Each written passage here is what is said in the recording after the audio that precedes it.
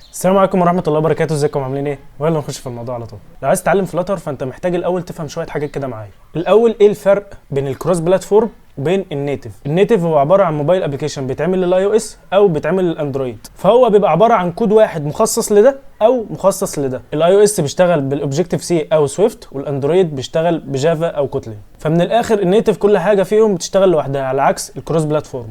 في الكروس بلاتفورم تعال ناخدها كده من اسمها كروس، يعني ايه؟ يعني عابره للبلاتفورم. والله فانت هنا بتعمل ابلكيشن بكود واحد بيشتغل على كذا بلاتفورم او كذا اوبريتنج سيستم، سواء بقى اندرويد اي او اس اي حاجه. طيب لما هو الموضوع بسيط كده وفي كروس بلاتفورم اقدر اعمل كود يقدر يعمل لي كذا حاجه، ليه اصلا في نيتف وليه الناس بتستخدم النيتف؟ بص، كل حاجه ليها مميزات وليها عيوب. النيتف بيبقى البرفورمانس بتاعه اعلى، وحجم الكود اللي بتكتبه في النيتف بيبقى اقل من الكروس بلاتفورم، فبالتالي سرعته بتبقى اعلى. كمان في جزء، تعالى كده نقسم الناس اللي عايزه تعمل ابلكيشن لنوعين: ناس عندها اوريدي ابلكيشن معمول وعايزه تعمل له ابديت، وناس عايزه تكريت ابلكيشن من اول وجديد. اللي عايز يعمل ابجريد ده بيكون عنده كم هائل من الداتا، فعشان يستخدم لغه ثانيه غير اللغه النيتف اللي هو بيستخدمها هيكلفه وقت وفلوس كتير، فعشان كده بيكمل تطويره باللغه النيتف اللي هو نشئها بيه من الاول. الجزء الثاني واللي عايز يكريت ابلكيشن من اول وجديد، وده معظم اتجاهه رايح دلوقتي لفلاتر. ففلاتر ظهرت مع تطور البرمجه وقدرت تحل مشاكل الكروس بلاتفورم اللي كانت بتقابلها قبل كده من حيث البرفورمانس او السرعه او السايز. الفلاتر هو كروس بلاتفورم شغال بلغه دارت، وفكرته انه بيشتغل بنظام الويدجتس، وهي عباره عن مكونات بتركبها او بتحطها مع بعضها بحيث انها في الاخر تكون الصفحات اللي بتعمل لك الابلكيشن. طيب انت دلوقتي عرفت الفرق بين الكروس بلاتفورم وبين النيتف، وعرفت ايه هو الفلاتر وبيشتغل ازاي. تعالى بقى اقول لك تتعلم ازاي. اي حاجه هقولها في الفيديو هسيب لك رابط لها تحت في الديسكربشن بالترتيب اللي انا هقوله. اول حاجه طبعا انت محتاج تتعلمها وهي اساسيات البرمجه اللي مفيش غنى عنها في اي تراك انت بتخش، عشان في فلاتر انت هتحتاج كتير بالاو بي والداتا ستراكشر، ولو انت داخل فاهمه كويس هيوفر عليك وقت ومجهود كتير. وفي اوبشن تاني لو انت لسه اول احتكاك ليك مع البرمجه، ان انت تتعلم مع الدارت عادي، لانها في الاول والاخر لغه برمجه بتفهمك البيزكس، واحنا عامه بنركز على الكونسبت ذات نفسه، مش انت اتعلمت برمجه باي لغه. محتاج الاول تاخد معرفه عامه كده عن فلاتر، ايه هو الفلاتر اصلا وازاي بيقدر يبني ابلكيشن يشتغل على كذا بلاتفورم. انا قلت لك الحاجات دي في اول فيديو بس كانت فكره عامه، انت لما تدور هتلاقي فيه تفاصيل اكتر ما تضيعش عليك الفرصه ان انت تعرفها. وطبعا محتاج تعرف يعني ايه دايركتوري، يعني ايه فريم ورك، يعني ايه اي دي اي، يعني ايه ويدجت، يعني ايه ستيت. انا طبعا بسيب لك العناوين دي وانت هتعرف كل حاجه بالتفصيل اكتر وانت بتذاكر، وهتعرف تطبقها ازاي. بعد كده لما عرفت فلاتر عامه، انت محتاج تعرف اللغه اللي انت هتكتب بيها جوه فلاتر، وهي لغه دارت. والدارت هي عباره عن بروجرامنج لانجويج. لو انت متعلم اساسيات البرمجه باي لغه تانية هتلاقي نفس الاساسيات هي في الدارت، بس مع اختلاف السنتكس. فانت هنا تتعلم اللغه، بعد ما تتعلمها طبق اكتر بايدك عشان تعود ايدك عليها. تعمل كده بانك تدور على المسائل او تطبق امثله بلغه دارت عشان تتعود عليها. بعدها تتعلم الاو بي، ودي لا غنى عنها عشان هتخليك توفر اكتر في الكود بتاعك وتعرف تهندله، وهيكون الكود بتاعك منظم اكتر، ودي حاجه لازم تركز عليها وانت بتتعلم. وبرضه طبق اكتر وانت بتتعلم الاو بي. بعد ما اتعلمت الدارت انت محتاج تسترجع الفكره العامه اللي انت خدتها عن فلاتر عشان تجمع الاثنين ببعض وتقدر تطبق بالدارت جوه الفلاتر. طبق فيه بقى بلغه دارت ازاي تتعامل مع الايمج، ازاي تتعامل مع الباتون، مع الويدجت. هتطبق اكتر وهتتعمق اكتر في فلاتر. بعد ما اتعلمت الحاجات دي وتعمقت فيها اكتر، انت محتاج تطبق بقى بتاسك او تعمل ابلكيشن بسيط تجمع فيه الحاجات اللي انت اتعلمتها دي. مثلا خش على شات جي بي تي قول له انا متعلم كذا وكذا وكذا، عايز فكره مشروع بسيطه او تاسك بسيط اقدر اطبقه يجمع لي بين الحاجات دي واقدر اربطهم ببعض.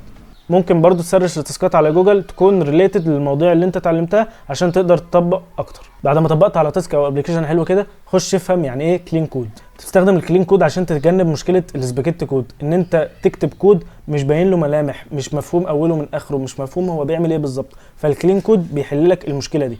تتعلم فيه مثلا ازاي تسمي الفاريبل بتاعك، ازاي تهندل اي ايرور ممكن يقابلك. في حاجات كتير هتتعلمها، وبالمناسبه المرحله دي كانت موجوده في الاساسيات في الاول، عشان كده لو انت متعلم اساسيات هيوفر عليك وقت ومجهود. وكل الناس اللي بتقول اتعلموا برمجه كلهم بيركزوا على حته الاساسيات دي عشان هي مهمه جدا جدا. بعد كده انت هتتعامل مع داتا، ولما تيجي سيره الداتا لازم تيجي سيره الداتابيز، او لازم تفهم يعني ايه داتابيز. هنا هتتعلم السيكوال. بعد المرحله دي هتكون قادر ان انت تتعامل مع الداتا، سواء انت بقى تضيف داتا على الابلكيشن بتاعك او تعمل بيز تضيف بقى بيه او تمسح، تجيب جزء معين بالداتا، انت وراحتك. بعد كده نيجي لجزئيه الاي بي اي. الابلكيشن بتاعك هيتعامل مع الانترنت، فانت لازم تفهم يعني ايه اي بي اي وازاي تقدر تتعامل معاه، وازاي تخلي الابلكيشن بتاعك يتعامل مع الاي بي اي. بعد ما اتعلمت الاي بي اي انت محتاج تربط القديم مع الجديد، فانت محتاج تعمل ابلكيشن بسيط كده تربط فيه الحاجات القديمه اللي انت اتعلمتها مع الحاجات الجديده زي الاي بي اي وغيره. وعلى فكره التطبيق ده اكتر حاجه هتفيدك، بحيث ان انت تعمل ابلكيشن تحس فعلا ان انت عملت حاجه. لما تشوف الابلكيشن وانت عامله يا this is my work، انا اللي عامله، هتفرح والله. بعد كده انت محتاج تتعلم الفاير بيز، ودي عباره عن خدمات جوجل بتقدمها مع فلاتر، تخليك تعمل حاجات زي الاوثنتيكيشن وحاجات تانية زي الكلاود، بحيث ان انت تضيف او تحذف ملفات، وحاجات تانية اكتر هتتعلمها لما تتعلم. وبس ده كان كل حاجه اقدر اقولك ان انت تتعلمها. في حاجات تانية هتقابلك اكتر وهتوضح لك اكتر وانت بتتعلم، ما تضيعش فرصه ان انت تعرفها. لو انت قابلت جزئيه او حاجه انا ما قلتهاش في الفيديو، مش معنى كده ان انت ما تتعلمهاش، لا بالعكس، اي حاجه جديده او اي حاجه هي ريليتد بالفلاتر اللي انت بتتعلمه هي هتضيف لك كديفلوبر، هتعلم من قيمتك وهتعلمك حاجه جديده تقدر تضيفها على شغلك. بالنسبه للمصادر اللي انت هتتعلم منها زي ما قلت لك في اول فيديو، اي حاجه انا قلتها هسيبها لك تحت في الديسكريبشن كمان بالترتيب. بس في نقطة، خلي المرجع الأساسي بتاعك هو الدوكيومنت بتاع فلاتر، عشان أيا كان الوقت اللي اتعمل فيه الفيديو أو أيا كان الوقت اللي أنت بتتعلم فيه، الدوكيومنت بتاع فلاتر دايما بيبقى أبديتد على طول. أي حاجة جديدة بتنزل في الدوكيومنت على طول، فأنت لازم تكون دايما متابع الدوكيومنت، أو الأفضل كمان إن أنت تتعلم منه، عشان دايما هتكون متعلم آخر إصدار أو آخر حاجة نزلت أنت هتكون متعلمها. في حاجات تانية هتتعلمها وانت في الطريق زي الجيت هاب مثلا عشان ترفع عليه المشاريع والحاجات اللي انت بتعملها، او زي اللينكد ان لازم يكون عندك صفحة محترمة عليه عشان لما تيجي تقدم على شغل او حاجة يكون عندك صفحة الناس تقدر تعرفك من عليها.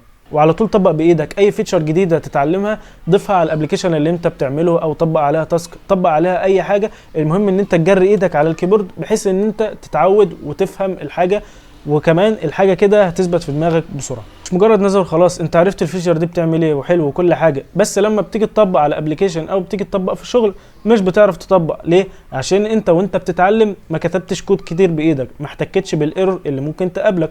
لو انت ما طبقتش كتير وجيت بقى تشتغل هيقابلك اي ايرور هتعطل من الاول. فالتطبيق بيخليك تتعود على اللغه او تتعود على اي ايرور ممكن يقابلك. بس وده كان كل حاجه النهارده، ولو استفدت مني ما تنساش تعمل لايك، شير، سبسكرايب، كومنت، اي حاجه جايه منك حلوه. سلام.